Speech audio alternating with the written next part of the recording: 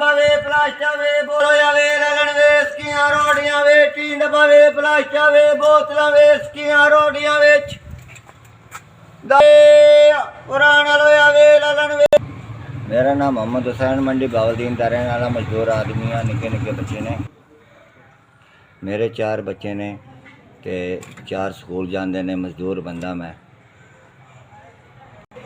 मेरी आमदनी का यही जरिया मैं दाल बतीसा बेच के अपने बच्चों का गुजारा करना। मेरा 200 का विक जाएगा तो 200 का मैं आटा लै जाता अपने बच्चों का गुजारा करना।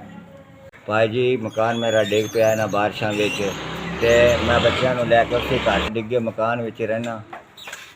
मैं डिगे मकान में रहना तो बच्चों को उत्थे लैके बैठे। कोई जरिया नहीं है दाल बतीसा बेच के अपना गुजारा करना। अस उत्ते भाई निकल आईदा फेरी ते 200-300 कमा के अपने बच्चों बेटो जाना। नज़र कमज़ोर है भाई। मेरे बच्चे स्कूल जाते हैं उन्होंने भी सारा खर्चा मेरे उत्ते ते नज़र भी कमज़ोर है भाई।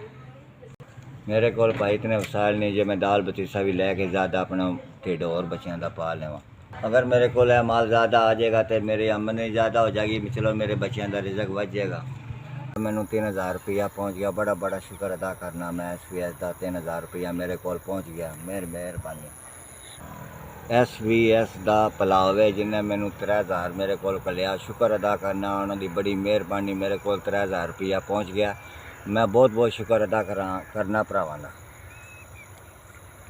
इन्हां पैसों का मैं अपना दाल बतीसा लिया के अपने बच्चों का पेट पाल लांदा। मेहरबानी इन्हां दी जिन्हें मैंने मेरे उत्ते 3000 रुपया कलिया। बहुत बहुत शुक्र अदा करना भरावां दा। मेहरबानी होगी। अल्लाह पाक तुहानू आबाद रखे। अल्लाह पाक तुहानू सलामत रखे। माड़े बंदियां नाल तुसीं सतावन कर दिओ। असीं दुआई करते रहेंगे। अल्लाह ताला तुहानू हज भी करावे। अल्लाह ताला तुहानू तौफीक भी देवे देन दी भैन भरावां दी इमदाद करन दी। बहुत बहुत शुक्रिया। बड़ी बड़ी मेहरबानी। मैं सलाम करना।